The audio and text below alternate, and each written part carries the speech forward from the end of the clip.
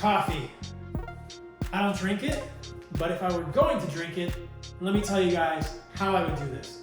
The first thing I would do is start with a good coffee bean. An organic bean, a bean that I know is certified to have low or no mycotoxins.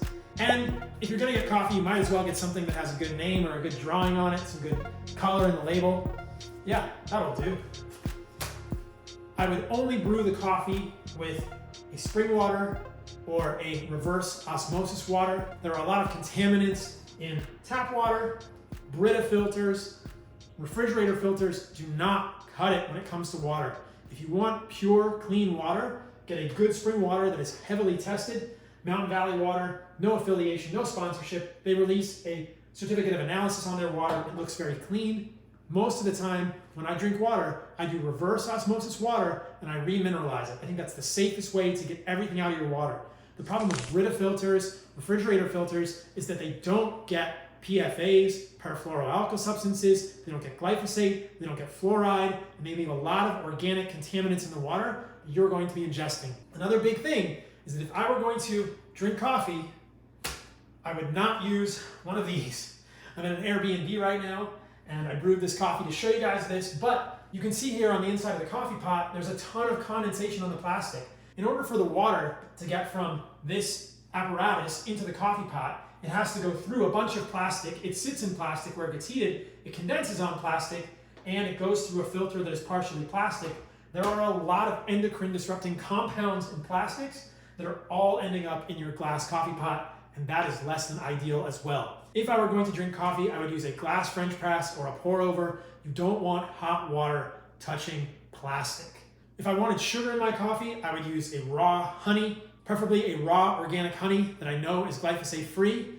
If you followed us at Lineage Provisions, stay tuned because I'm going to provide you guys with an organic glyphosate free honey from Lineage in the very near future because they're hard to find, but I don't fear honey. I don't fear fruit. I don't fear maple syrup. There's actually a lot of good evidence that honey and maple syrup, these sugars, do not worsen insulin resistance. They don't worsen metabolic dysfunction. Honey specifically has been shown to improve insulin sensitivity even in diabetics. You don't have to eat a ton if you're not that active, but if you want sweetness in your coffee, honey is way better than artificial sweeteners and processed high fructose corn syrup or processed table sugar, in my opinion.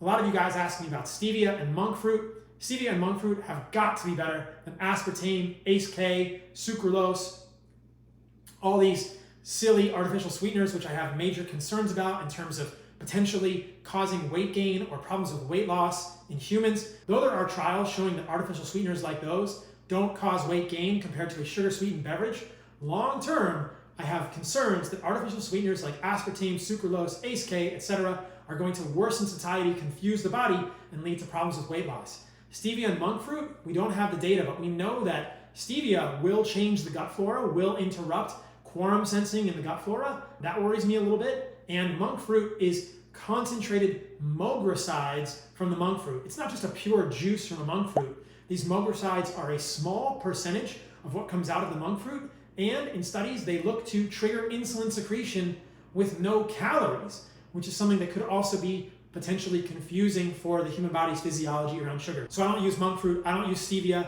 I don't use artificial sweeteners, I don't fear things like honey or maple syrup for those reasons.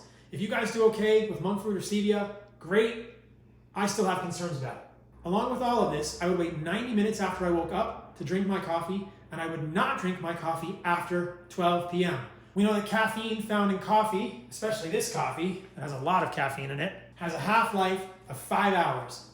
That means that if you drink a cup of coffee with 200 milligrams of caffeine in it at noon, at 12 p.m., you could potentially have 50 milligrams, a quarter of that amount of caffeine, still in your body at 10 p.m. when you go to sleep. That can disrupt sleep architecture for all humans, but especially those people who are sensitive to that caffeine. So that is not something that you want. You want to be careful about caffeine and your sleep architecture. We know that caffeine will disrupt your sleep architecture.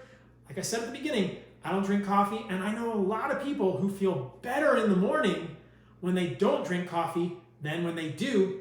Whatever, I just want to make this video for you guys and tell you guys how I would do it. But think about the timing of your coffee. We also know that caffeine depletes minerals. This has been well documented. It's a diuretic and it is going to cause loss of minerals.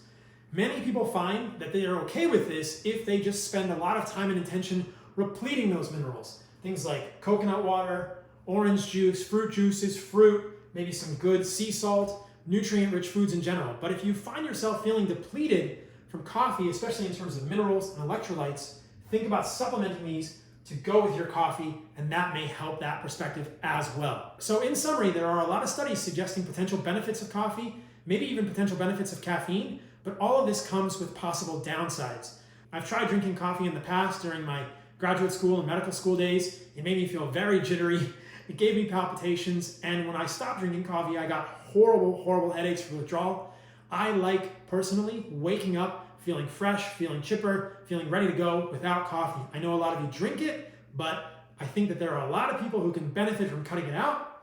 Having said that, there are ways to do it better, and there are gradations of how good a coffee you can actually get. So think about all these things when you're drinking coffee and experiment with and without, see which helps you feel the best, but be very intentional about how you do the coffee, because there are a lot of potential pitfalls here with coffee, and if you think about these and optimize, you can get the most out of your coffee and you can minimize the downsides. I hope you guys found this content helpful. Please like, subscribe, share with people who might find this information about coffee helpful. Check us out at Lineage Provisions. Check out our new meat sticks, the only meat sticks on the market with organs, liver, and heart, grass-fed, grass-finished, regeneratively raised beef. And as I said, stay tuned for what's coming next from Lineage, because there's a glyphosate-free organic honey and a lot of other cool stuff coming to help you lead better lives and make your lives easier. See you guys next time.